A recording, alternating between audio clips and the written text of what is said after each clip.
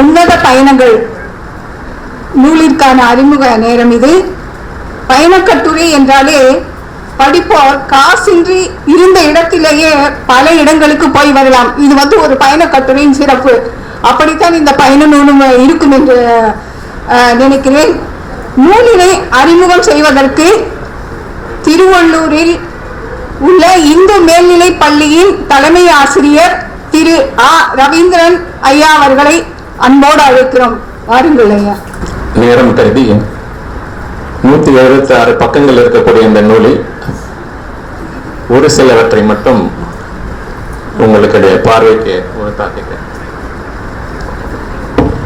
இன்று இந்த விழாவிற்கு தலைமையேற்று 2 நூல்களையும் வெளியிட்ட இயக்குனர் திலகம் திரு எஸ்.பி. முத்துராமன் அவர்களுக்கு எனது முதல் வணக்கத்தை தெரிவித்துக் கொள்கிறேன். எல்லாம் 92 வயதுன்றாங்க. அவர் இளைஞர், ஏஜ் இஸ் ஒன்லி a நம்பர்னுவாங்க. அவர் தினமும் 2-3 நிகழ்ச்சிகள் எல்லாம் அவர் பங்கு பெறுகிறார். உங்களுக்கெல்லாம் நல்லா தெரிஞ்சிருக்கும். நடிகர் திலகம் சிவாஜி கணேசன் கதாநாயகனாக 3 படங்களும், உலக நாயகன் கமலஹாசன் 10 படங்களும், ரஜினியை வைத்து சூப்பர் ஸ்டார் ரஜினிகாந்தை வைத்து கிட்டத்தட்ட 25 படங்களையும் இயக்கிய ஒரு சாதனையாளர். அது மட்டும் இல்ல, 77 படங்களை இயக்கியுள்ளார்.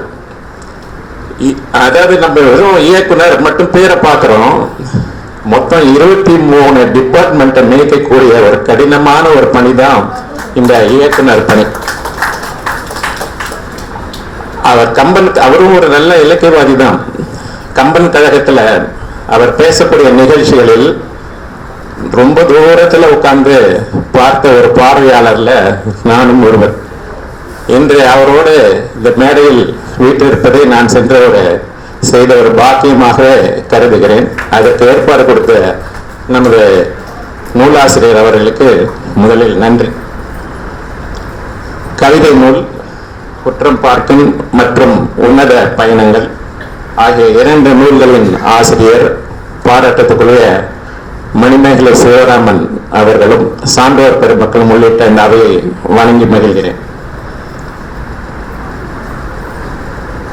அது மட்டும் இல்ல, இந்த நூலை முதலாக எனக்கு படிப்பதற்கு ஒரு வாய்ப்பு அளித்த நூலாசிரியர் அவர்களுக்கும் எனது நன்றியை தெரிவித்துக் கொள்கிறேன். இயந்திரமயமான மற்றும் இந்த கணினி மயமான இந்த வாழ்வியல் சூழல்ல பயணம் நம்ம செய்யறோம்னாலே அது நமக்கு ஒரு மகிழ்ச்சி. அதுவே அயல்நாட்டு பயணம் என்றால் நமக்கு கூடுதல் மகிழ்ச்சி. நூலாசிரியர்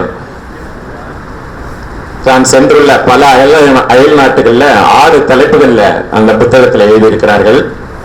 அதெல்லாம் விரிவாக நீங்கள் படித்தால் தான் அதனுடைய அருமை தெரியும்.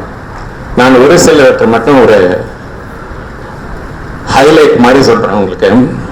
பல அயல்நாட்டு பயணங்களை இந்த புத்தகத்தில் பகிர்ந்துள்ளார்கள்.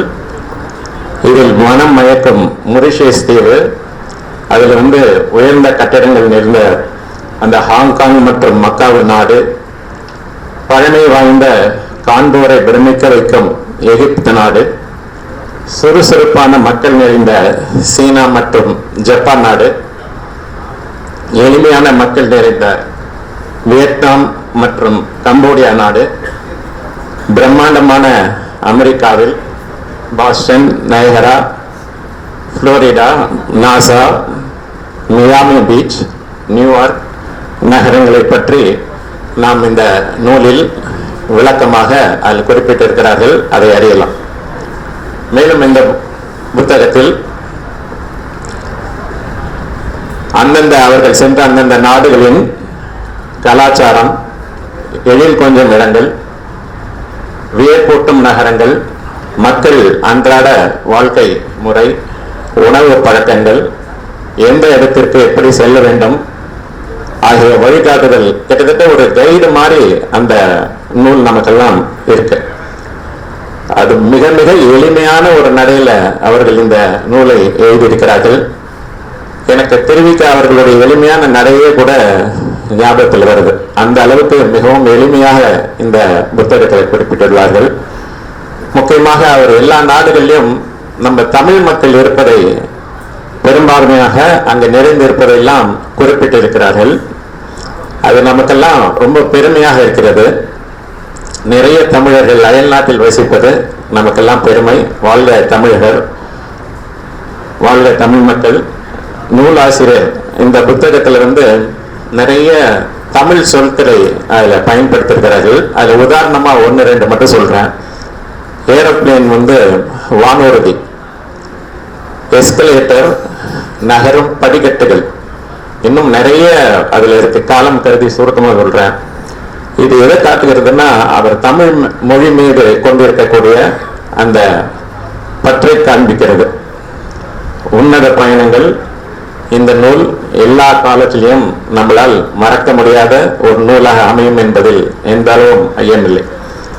இதை வாசிக்கும் போது அந்த நூலை ஃபுல்லா நீங்க படிக்கும் போது அந்தந்த நாடுகளுக்கெல்லாம் நாமே அங்கு சென்ற ஒரு பயண அனுபவம் நிச்சயமாக இருக்கும் என்பதில் எனக்கு ஐயமில்லை. அவர்களுடைய தன்னம்பிக்கையோடு கூடிய அவரது உழைப்பு தான் இந்த 2 நூல்கள் படைப்புகள். அவர் வளர்க்க அவரது உழைப்பு, வளர்க்க அவரது புகழ். இன்னும் நிறைய நூல்களை அவர் எழுத வேண்டும் என்று நாம் அனைவரும் விரும்புகிறோம். விரைவில் அதையெல்லாம் படித்து நாம் எல்லாம் பயன்பெற வேண்டும் என்றும் நமக்கெல்லாம் ஒரு விருப்பமாக இருக்கிறது. நன்றி, வணக்கம்.